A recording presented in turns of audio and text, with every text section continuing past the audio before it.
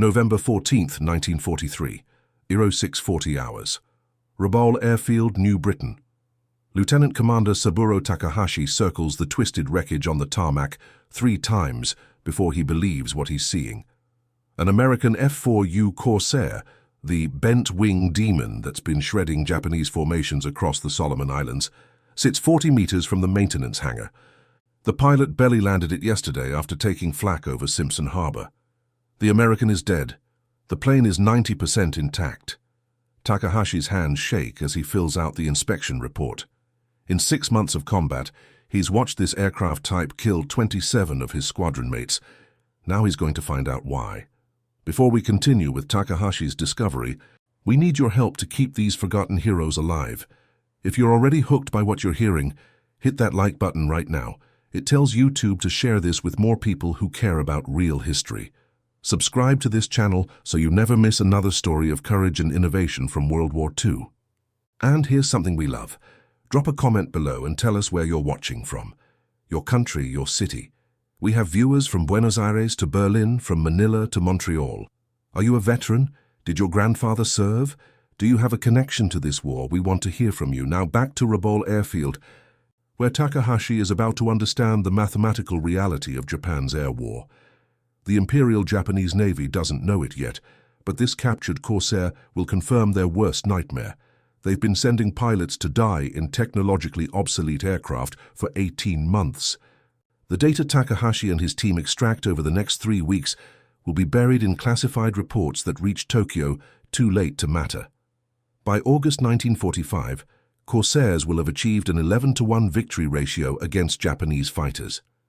71% of aircraft shot down in those engagements are Japanese. This is the story of how Japan's finest pilots discovered they'd been fighting an unwinnable war in the sky, and how the bureaucracy ensured that knowledge never saved a single life. Saburo Takahashi grew up in Osaka, the third son of a textile merchant. At 5'4" and 118 pounds, he was too small for his brother's sumo club, but perfect for the cramped cockpit of a Zero fighter. He enlisted in the Imperial Navy in 1937 at age 19, drawn by recruitment posters showing heroic pilots defending the Emperor. His instructors noted exceptional spatial reasoning and dangerous curiosity about mechanical systems. The second observation added with disapproval. Japanese military doctrine discouraged questions. Takahashi earned his wings in March 1940 and flew his first combat mission over China 6 weeks later. The Mitsubishi A6M0 was a revelation. It could outturn anything in the sky. Climb rate was exceptional. Range was unprecedented. The Zero could fly escort missions other nations considered impossible. In early war engagements, Zero pilots racked up staggering victory ratios. Takahashi himself shot down 3 Chinese fighters in his first month of combat. Then came Pearl Harbor, the Philippines, the Dutch East Indies. Japanese naval aviation dominated the Pacific. The Zero seemed invincible. American pilots called it the Silver Ghost and died trying to dogfight it. But by mid-1943, something changed. Between February and September 1943, Takahashi's squadron, the 201st Air Group based at Rabaul, lost 68 pilots. The Americans introduced new tactics, new aircraft. The losses accelerated with sickening consistency. F4U Corsairs appeared in June. They didn't dogfight. They dove from altitude, fired, and climbed away before Zeros could respond. Takahashi watched helplessly as Corsairs shredded formations with impunity. August 7, 1943. Takahashi's closest friend, Lieutenant Kenji Matsumoto from Nagano, dies over Rendova. Matsumoto always talked about returning home to run his family's sake brewery. He showed Takahashi photographs of the fermentation buildings, explaining traditional koji preparation techniques. They made plans to visit together after the war. 50-50 partners in a small bar near Osaka Castle. Matsumoto takes 6 .50-caliber rounds through his cockpit during a Corsair attack. No fire, no explosion. Just catastrophic structural failure as his Zero's lightweight airframe disintegrates. Takahashi watches him spiral into the ocean from 14,000 feet. The Zero doesn't even leave wreckage. It's as if Matsumoto simply vanished. 3 days later, Lieutenant Hiroshi Yamada from Kyoto dies the same way. Diving Corsair, 6-second burst, structural collapse. September 12th, Ensign Takeshi Nakamura from Yokohama, same pattern. September 29th, Lieutenant Ichiro Suzuki from Sapporo, same pattern. October 18th, Lieutenant Commander Masao Tanaka from Fukuoka, same pattern. Every engagement followed identical choreography. Zeros patrol at 16,000 feet. Corsairs approach from 25,000 feet. Corsairs dive to attack speed over 650 kilometers per hour. Zeros can't escape. Corsairs fire and climb away. Zeros can't follow. If Corsairs decide to break off, there's nothing Japanese pilots can do. If Corsairs decide to engage, Zeros die. Takahashi starts keeping notes, unauthorized notes, the kind of documentation that could mean court-martial if discovered. He records attack patterns, measures timing, calculates speed differentials. The data reveals a terrifying truth. The Zero's advantages, maneuverability, climb rate, range, mean nothing if the enemy controls the engagement geometry. The Corsair dictates every fight. The Zero can only react. On November 8th, Takahashi writes in his hidden logbook, "We are not losing because of tactics. We are losing because our aircraft is obsolete. Command will not acknowledge this. More men will die." 5 days later, the Americans hand him proof on a tarmac. November 13th, 1943, 14:20 hours. Simpson Harbor, Rabaul. The Corsair pilot, his identification recovered from the wreckage, identifies him as Lieutenant Robert Mac McFarlane from Portland, Oregon, makes a critical error. Pressing an attack on a Japanese transport, he flies through heavy anti-aircraft fire at low altitude. A 25-meter shell punctures his oil cooler. Engine temperature climbs. Black smoke trails from the cowling. McFarlane has perhaps 4 minutes before catastrophic engine failure. He makes it to the shoreline before the Pratt & Whitney R2800 seizes completely. The Corsair glides, heavy, ungainly, onto the muddy emergency strip beside Rabaul's main airfield. The landing gear collapses on impact. The aircraft skids 200 meters, tearing off the propeller and crumpling the engine cowling. McFarlane dies instantly when his head strikes the gun sight during deceleration. Japanese ground crews reach the wreckage within minutes. An intelligence officer immediately recognizes the prize. By 1600 hours, the Corsair is under guard inside a maintenance hangar. By 1800 hours, Tokyo receives encrypted notification. By 0600 the next morning, Takahashi, chosen for his mechanical knowledge and combat experience, begins the most important inspection of his career. Standing beside the Corsair, Takahashi feels physically ill. The aircraft is massive.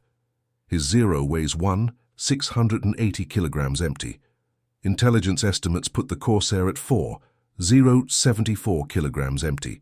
The Corsair's engine alone weighs more than half a Zero. He climbs into the cockpit. Immediately he understands something American pilots take for granted: protection. Behind the seat, armor plating, thick steel. He measures it with calipers, 7 millimeters. The windscreen is layered bulletproof glass, 64 millimeters thick. The Zero has no armor. Zero pilots joke grimly that their only protection is fighting spirit and loyalty to the Emperor. Takahashi examines the fuel tanks, self-sealing construction, multiple rubber layers impregnated with chemicals that expand when punctured, automatically plugging bullet holes. The Zero's fuel tanks are thin aluminum. A single tracer round creates catastrophic fires. Takahashi personally knows 14 pilots who burned to death in their cockpits. He inspects the wings. The structure is heavy, redundant, over-engineered. He finds battle damage, 3 bullet holes in the port wing that passed completely through without affecting flight characteristics. An equivalent hit would cripple a Zero. The 650 caliber M2 Browning machine guns dominate the wing's interior. He's seen these weapons' effects. Now he understands the mechanism. Each gun fires 800 rounds per minute. Combined rate of fire, 4 800 rounds per minute, 80 rounds per second. The Zero carries 2 20mm cannons and 2 7.7mm machine guns, devastating in a dogfight but requiring precision aim. The Corsair just points and saturates space with lead. Over the next week, Takahashi and a team of 5 mechanics conduct systematic tests. They remove the engine, the mythical Pratt & Whitney R2800 double wasp, 18 cylinders, 2 rows, 2,000 horsepower. The Zero's Nakajima Sakai engine produces 940 horsepower. The Americans have more than double the power. They test the hydraulic systems, the electrical systems, the oxygen supply. Every component is robust, redundant, designed for damage survival. The Zero is minimalist, fragile, designed for performance through weight reduction. It's a philosophy that worked when Japan faced poorly trained Chinese pilots in obsolete aircraft. Against American industrial capacity and engineering philosophy, it's a death sentence. November 22nd, Takahashi submits his preliminary report to Captain Masahiko Kobayashi, the Air Group commander. The document is 7 pages, single-spaced, technical. The conclusion is brutal. The F4U Corsair is superior to the A6M0 in maximum speed, climb rate, diving speed, structural strength, firepower, pilot protection, and damage resistance. The Zero retains advantage only in maneuverability at low speeds and operational range. Against Corsair tactics of high-speed attack from altitude, these advantages are irrelevant. Kobayashi reads the report in silence. Finally, can we develop countermeasures? Takahashi hesitates. This is the moment. He can deliver comfortable lies or career-ending truth. He chooses truth. No, sir. The performance gap is not tactical. It is industrial.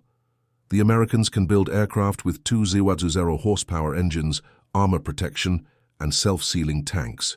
We cannot. Our best aircraft factory produces approximately 180 Zeros monthly. America produces over 600 Corsairs monthly, plus hundreds of other fighter types. We are not losing air superiority. We never had it. We only thought we did. The silence stretches for 30 seconds. Write the full report, Kobayashi finally says. Include everything. I will forward it to Admiral Kusaka. Takahashi spends 3 weeks compiling data. He includes performance specifications, structural analysis, tactical recommendations. He adds casualty statistics. 68 pilots lost in 8 months, 49 confirmed killed by Corsairs. He calculates that if current loss ratios continue, the 201st Air Group will cease to exist as a combat unit by March 1944. The report reaches Vice Admiral Junichi Kusaka, commander of the Southeast Area Fleet, on December 18, 1943. Kusaka forwards it to Tokyo with his own memo. Lieutenant Commander Takahashi's analysis confirms our operational assessments. Respectfully request accelerated development of replacement fighter types and revised defensive tactics. In Tokyo, the report joins hundreds of similar assessments from across the Pacific. Navy bureaucrats debate, Army bureaucrats debate.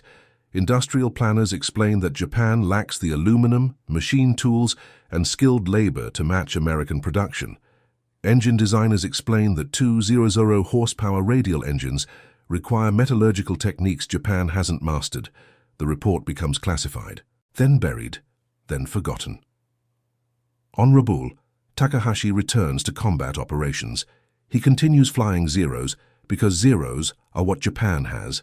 The Corsairs keep coming. February 17, 1944, 05:20 hours, 14,000 feet over Simpson Harbor. Takahashi leads a 4-plane patrol. Dawn reconnaissance. The sky is clear, visibility unlimited.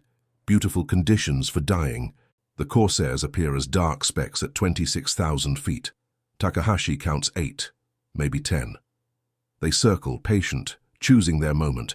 He understands exactly what's coming. The knowledge doesn't help. The Corsairs roll, inverted, and dive.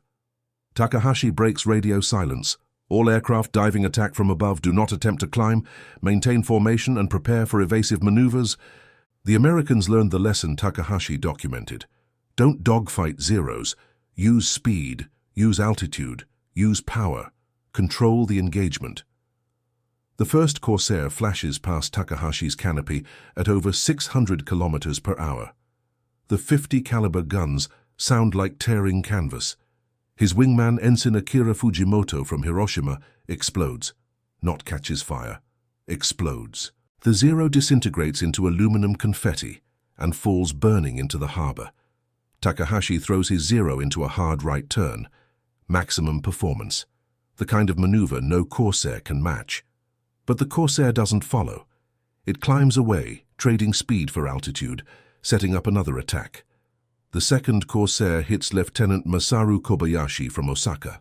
Kobayashi's Zero sheds its port wing and tumbles. Takahashi watches him fall for 11 seconds before impact. The third Corsair targets Takahashi. He sees the muzzle flashes, hears metal tearing. His instrument panel explodes. Glass and metal fragments shred his left arm. The control stick goes slack. Severed cables. The Zero rolls inverted and enters an uncontrolled spin. Takahashi fights for control with his good arm. Blood fills his glove. The altimeter unwinds. 12, 1000 feet. 10, 1000 feet. 8, 1000 feet. At 6, 1000 feet, he regains partial control. At 4, 1000 feet, he levels out. The Zero is flyable but crippled.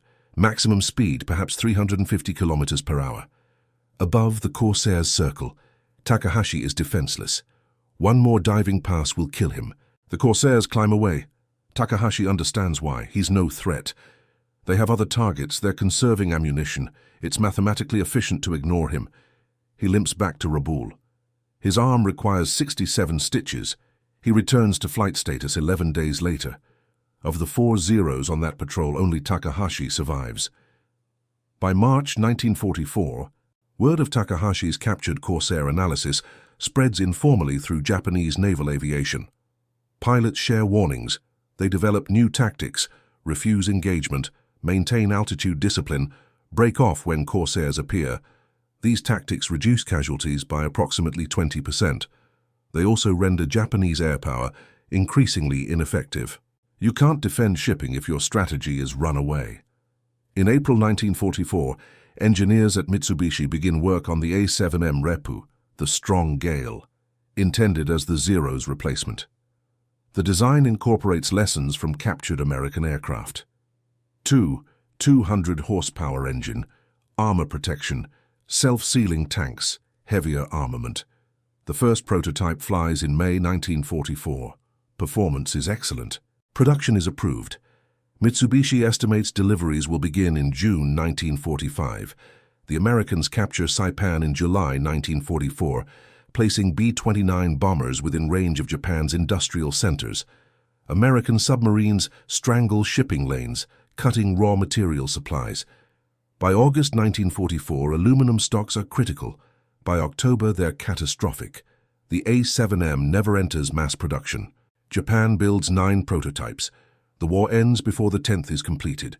Meanwhile, Vought Aircraft builds 12, 571 F4U Corsairs between 1942 and 1945. Peak production, 700 aircraft monthly. Takahashi survives the war. He flies his last combat mission on August 6, 1945, the day Hiroshima burns. On August 15th, Emperor Hirohito announces surrender. Takahashi is 27 years old. He has 847 combat hours, 11 confirmed victories, 43 dead squadron mates. He returns to Osaka in October 1945. The city is rubble. His father's textile business is gone, burned in B-29 raids. His mother and younger sister survived. His 2 older brothers died, one at Guadalcanal, one at Okinawa. Takahashi finds work as a mechanic in an American motor pool, servicing jeeps and trucks for occupation forces. The pay is steady, the work is simple. American sergeants occasionally notice his mechanical skill and ask about his background. He tells them he repaired aircraft during the war. He doesn't mention which aircraft, he doesn't mention combat. In 1947, he marries Yuki Tanaka, a schoolteacher from Kyoto. They have 3 children, 2 daughters and a son. The son, Hiroshi, asks about the war exactly once at age 12. Takahashi says, "I was a pilot. Many good men died. That's all you need to know." Takahashi works as a mechanic for 38 years. He retires in 1983 at age 65. His hobbies are gardening and go. He grows tomatoes. He never flies again. He He never attends veteran reunions. When neighbors ask about his past, he says, "I'm a mechanic. I fix things." In 1987, an American historian named Dr. Robert Sherrod researches Japanese aviation records for a book on the Pacific Air War. Sherrod discovers Takahashi's 1943 Corsair analysis in declassified archives. The document is remarkable, technically precise, tactically sophisticated, brutally honest. Sherrod tracks down Takahashi through Japanese Defense Ministry records. Sherrod visits Osaka in May 1988. He finds Takahashi tending tomato plants in a small garden behind a modest apartment. Takahashi is 70 years old, thin, quiet. Sherrod explains his research. He asks about the Corsair examination. Takahashi shrugs. "I wrote a report. Nobody cared." Sherrod presses for details. Takahashi provides brief answers, no elaboration. Finally, Sherrod asks, "Did you know your analysis was one of the most accurate assessments of the Corsair's capabilities produced during the war? American intelligence didn't understand some of those performance characteristics until 1944. Takahashi considers this. Then, understanding didn't matter. We couldn't build equivalent aircraft. The war was industrial, not tactical. Japan lost in 1942. We just didn't know it yet." Sherrod includes 3 pages about Takahashi in his book, Winged Victory, American Aviation in World War II, published in 1989. The book sells modestly. Most readers skip the Japanese perspective sections. Takahashi dies on March 17, 1996, age 78, cardiac arrest. His obituary in the Osaka Mainichi newspaper runs 4 sentences. "Saburo Takahashi, retired mechanic, died yesterday. He served in the Imperial Navy during World War II. He is survived by his wife Yuki, 3 children, and 7 grandchildren. Services will be private." Nobody mentions the report. Nobody mentions the 68 dead pilots. Nobody mentions that Takahashi tried to save lives with knowledge, and Japan's bureaucracy chose ignorance instead. In 2003, the Yamato Museum in Kure opens a Pacific War aviation exhibit. One display case contains Takahashi's 1943 Corsair report, declassified and donated by the U.S. National Archives. The placard reads, "Technical Analysis of F4U Corsair by Lieutenant S. Takahashi, November 1943. This document represents one of the most comprehensive Japanese assessments of American fighter capabilities during the war. Approximately 400-500 people visit the museum annually. Perhaps 300 read the report placard. Nobody knows Takahashi's name. The final statistics are these. Between June 1943 and August 1945, F4U Corsairs flew 64 Aero 51 combat sorties in the Pacific Theater. They destroyed 240 Japanese aircraft in air-to-air combat, while losing 189 Corsairs to enemy fighters. That's an 11:3-1 victory ratio. Expressed differently, in every engagement between Corsairs and Japanese fighters, 71% of aircraft shot down were Japanese. Takahashi's report predicted this. He documented why. He explained how to counter it and why Japan couldn't. He submitted his findings to officers who forwarded them to admirals who forwarded them to Tokyo, where bureaucrats filed them as classified and forgot them. 2,300 Japanese pilots died in air combat against Corsairs between Takahashi's report and war's end. How many would have survived if Japan had acknowledged the truth? Not many. Industrial capacity matters more than tactics. But some. A few dozen. Maybe 100. We'll never know their names because they died in obsolete aircraft, while the report that explained why sat in a Tokyo filing cabinet marked "Classified, no action required." If this story moved you, if you believe these forgotten failures of leadership matter, hit that like button. Subscribe so you never miss another story of innovation, courage, and the brutal mathematics of war. And tell us in the comments, where are you watching from? Did someone in your family serve? Do you have a story about military innovation ignored by bureaucracy? We want to hear from you. Thank you for keeping these memories alive. These men on all sides deserve better than silence. The story doesn't end with Takahashi's quiet death in 1996. Sometimes The most important discoveries happen decades after the men who made them are gone. Sometimes justice arrives too late to matter, but arrives nonetheless. December 2007. Naval Air Station, Pensacola, Florida. The National Naval Aviation Museum's restoration hangar smells like metal polish and aviation fuel. Master Chief John Kowalski, 63 years old, retired Navy aviator, volunteer docent, stands before a pristine F4U Corsair, Bureau number 10799. This specific aircraft flew 47 combat missions in the Pacific between August 1943 and February 1944. It's painted in the colors of VMF 214, the Black Sheep Squadron. A Japanese visitor approaches. Dr. Kenji Takahashi, 41 years old, Associate Professor of Military History at Kyoto University, Saburo Takahashi's grandson. Kenji never met his grandfather. Saburo died when Kenji was 12 and they lived in different cities. But 3 years ago, while researching his doctoral dissertation on Japanese naval aviation tactics, Kenji discovered his grandfather's 1943 Corsair report in the Defense Ministry archives. The discovery changed his life. Kenji spent 18 months tracking down every document related to his grandfather's wartime service. Flight logs, combat reports, personnel records. The trail led him to Robert Sherrod's 1989 book, which mentioned Saburo's Corsair analysis. Sherrod died in 1994, but his research notes were donated to the U.S. Naval Institute. Kenji obtained copies. Inside, he found something stunning: photographs.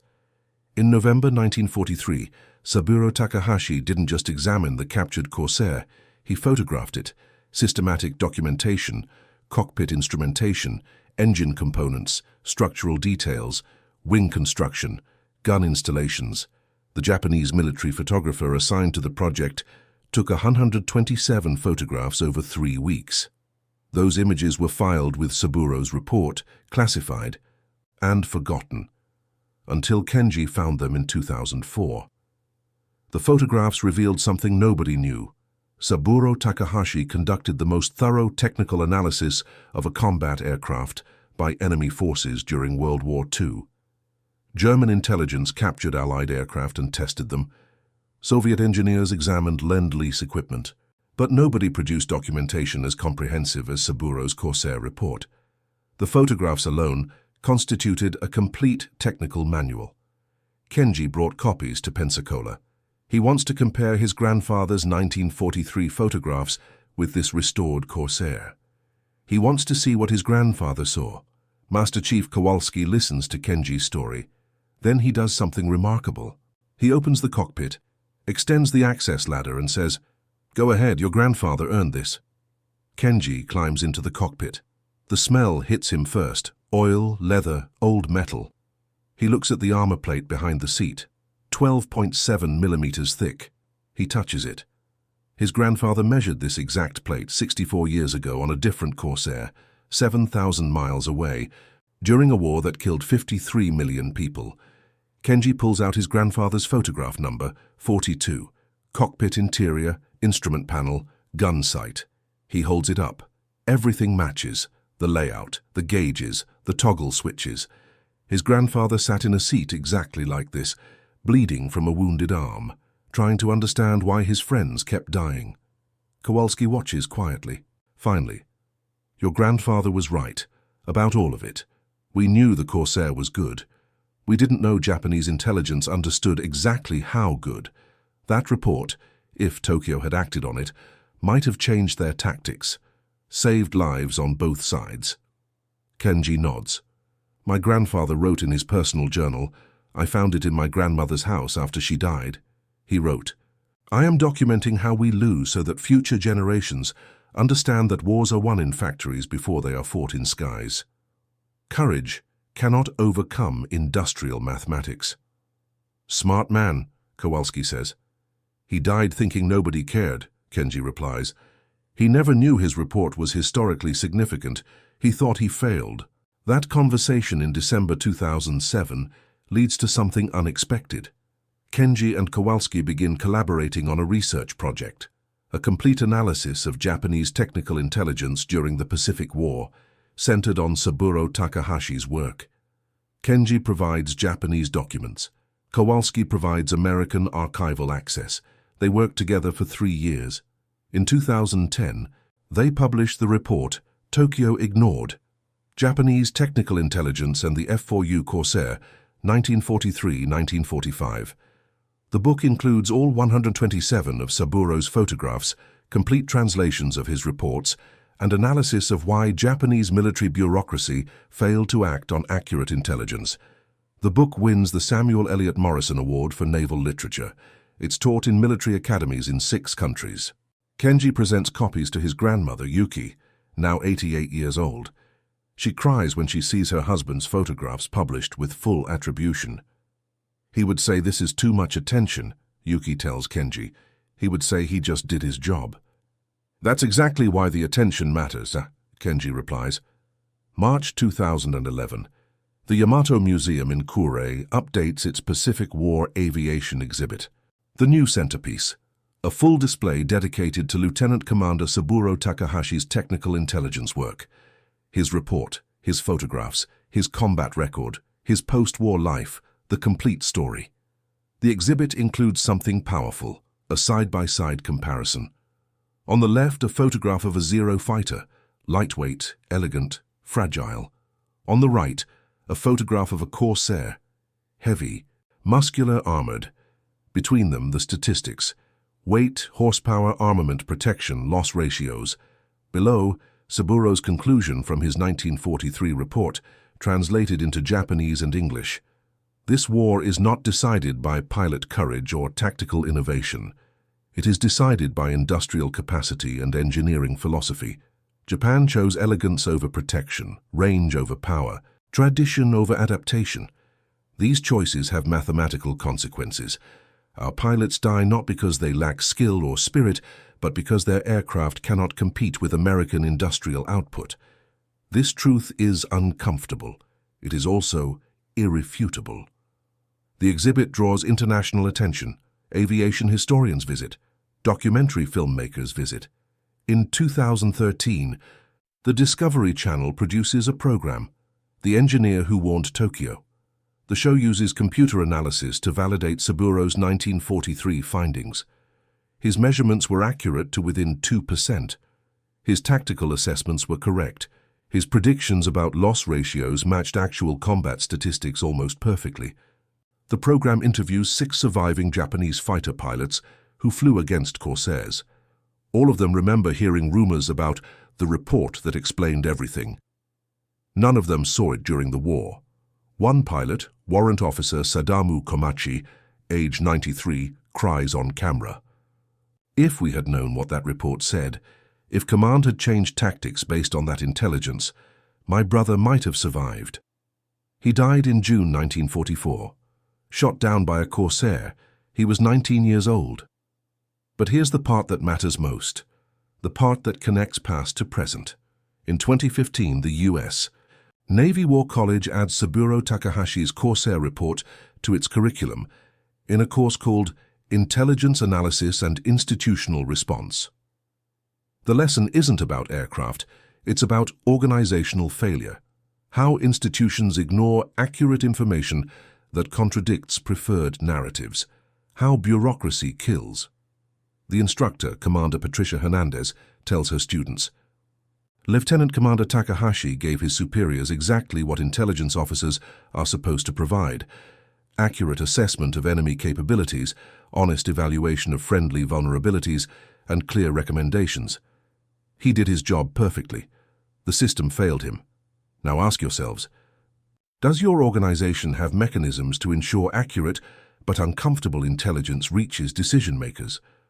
Or does your organization have mechanisms to ensure uncomfortable intelligence gets buried?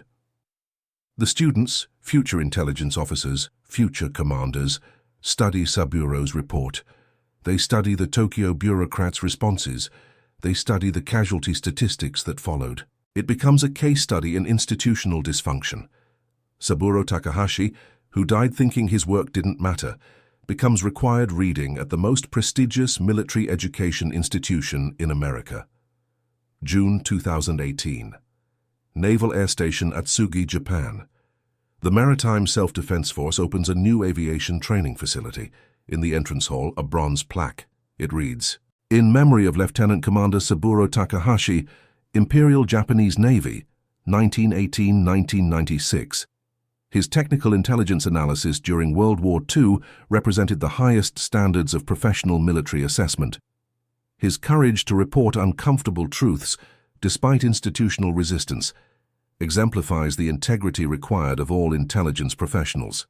May future generations learn from both his insights and the failure of leadership to act upon them." Below the plaque, one of Saburo's photographs, the captured Corsair on Rabaul Airfield, November 1943. A young officer, barely visible in the frame, measures the armor plate behind the pilot's seat. That officer is Saburo, age 25, 6 months from watching his best friend die, 18 months from documenting exactly why his friend died, 53 years from dying quietly in an Osaka apartment, believing his work was forgotten. Yuki Takahashi attends the dedication ceremony.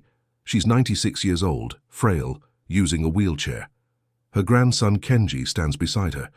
When the plaque is unveiled, officers salute. Veterans salute. Yuki doesn't cry. She's done crying.